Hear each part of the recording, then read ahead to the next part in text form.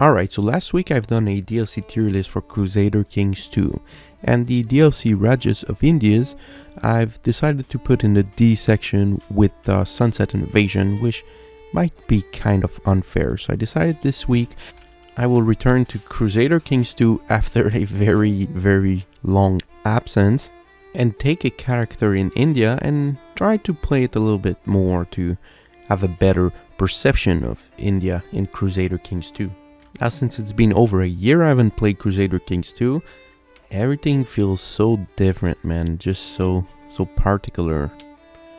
And the first thing we get when we boot up the game is an advertisement for Crusader Kings 3. I love this. Alright, so definitely it's different from last time I've played. Monarch Journey have been implemented that you can play specific monarch. I haven't really played Crusader Kings 2 since the release of that feature, so that's definitely different. And one of the change also that has happened is my resolution increased a lot, so just looking at that right now, it's very tiny. So let me go into the setting and change that a bit. Let's get on with a brand new game in 769 and go in customly picks a character in India. The characters are quite interesting. For example, we have one here that is already ready for the coronavirus outbreak, but it is a theocracy, so we're not allowed to play it at all. So alright, I had to reboot the game to change the interface size and increase it a bit so it's now easier to see, as you can probably notice by now.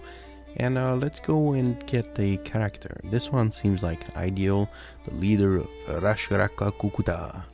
And now we get to the part I never expect to see every time I start a new game, the Crusader Kings 2 game rules.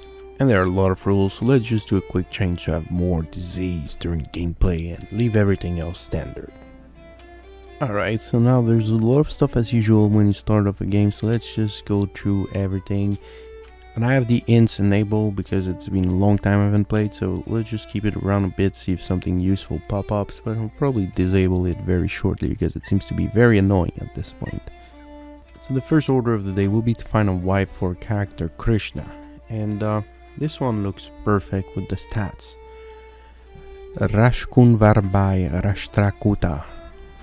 Now we have to find a wife for her son Thakur Govinda of Latarura. And no one is more perfect than Akarkuru the courtier. Then we proceed with picking the ambition to make a friend and the focus of intrigue. Then we take the decision to hunt tigers, and several scouts come back running to the main hunting party. An excited whisper they inform me that a large tiger has been spotted ahead. Hand me my spear and stand back. I'll kill it myself. Stepping forward, you watch the tiger closely, weighing your spear in your hand and waiting for the right moment to strike.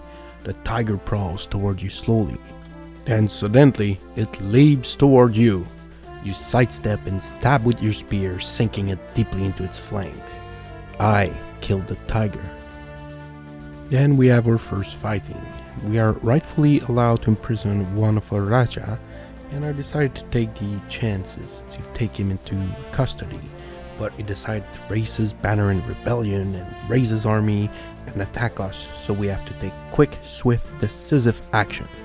But while we were organizing our army to destroy the rebellion, our great leader Maharaja Krishna perished. He has ascended to heaven at the age of 64. He died a natural death. A greedy man often remarked on the need to tax his people into space. A wicked man, Krishna, will surely pay for his sin in the afterlife. And we have here Maharaja Govinda, a bull-headed man. Govinda's subject may have a hard time getting a word in after he makes up his mind. Long live Maharaja Govinda. Govinda takes the initiative against the rebellion and sends his army to meet the rebellious forces. The combat is swift and brutal, but the highly trained and superior numbers of Govinda gives a devastating blow to the rebellious lord. After a swift occupation of the capital region, we finally put our hands on the rebellious lord and force him into prison and restore the order in the realm. thus finishing the first war of our Indian campaign. Following this first rebellion, we have a short respite of peace, and then during dinner at some point we have a mysterious lady who starts making heretic propose. But we do kind of agree with her statement because we all know where this will lead us to. A few more events happen, and finally we have to give some of our blood to Kali. And following that, Kali sent us one of her disciples to convince us into joining our organization. After being brought to our bedchamber by this disciple, we wake up with her lying next to us, a smile tugging at the corner of her mouth. Welcome to the cult of Kali Purusha, Maharaja Govinda. So from now on, we are now part of a dark cult of Kali, which is just the Indian flavor culture type of societies that the Satanists are in reality. And while we're slowly working our way up the cult of Kali Purusha, we have some treacherous vassals that decide to request a raise on the authority of the council. Of course, the only logical thing we can do at this point is to refuse that request and engage in a second civil war in our Indian campaign. The initial strategy that we employ is to carpet siege the northern part of the rebellion realm while the rebellions are trying to siege Goa. And while we're busy doing that, we have some pesky peasants that decide that they need more and go to war against us too. And while we were busy doing all the carpet sieging, the enemy forces decide to come and strike right at us. So we have to amass all the troops in the same spot at the same time to give a decisive blow to the rebellious army. Position in superior leadership and superior troops grants us a beautiful battle. The overwhelming number of rebels is no match to our determined forces, comprised of the best elite troops and most skillful generals of all of India. And we successfully crushed the enemy attack.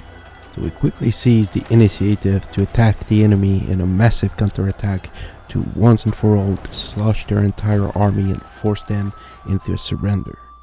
Then we quickly moved to occupy the rebel capital area so we can once and for all finish it with this second civil war. But after a quick reflection, it seems to be much more calculated to go and finish the enemy forces before they can do any ravage against our capital.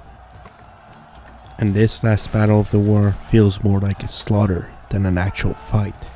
And we are able to offer peace on our own term to this rebellious lord and put him where he deserves, in the dungeon.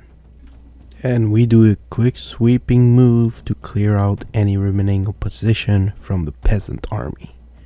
And it seems like we have a slight sanitary issue going on in India right now. Looks like every infectious disease is going on except for the coronavirus. And look who asked for lenience now. And now after a quick isolation in the castle, it really starts to feel like that quarantine will last forever. Seems like India is always sick. It never stops. If it's not a measles, it's smallpox. Well, there's at least one positive thing about isolation. Life in seclusion isn't so bad. After finishing a hearty breakfast, you belch contentedly and remark upon your foresightness in ensuring Borander larder were well stocked. However, as soon as the words leave your lips, you notice the suddenly panicked look on your servant's face. My Maharaja, you just ate the very last pickled boar's head, and almost all other food stocks are nearing exhaustion. Furthermore, your servant continues to drone on, but you are too aghast to listen. No more pickled boar's head. This isn't good. This is in fact so not good that there's only one thing we can do to get those pickled boar's head, and it's to open up the gates immediately, and hopefully you will be able to live until we're able to close them again without any issue. Are you serious? Not even 15 minutes after closing seclusion, we freaking died from a disease. Unbelievable. Maharaja Govinda has hastened to the heavens at age 52. He died clutching at his heart. Well known to be prone to carnal sins, he was often unfaithful to his wife, a wicked man. Govinda will surely pay for his sins in the afterlife. But at least we now have a new ruler. Long live the new ruler, Maharaja Krispa. What? Merely 2 years old, the realm is left in the capable hands of the regent and council. Long live Maharaja Krispa. And this shall be the closure for this first part of my first Indian campaign.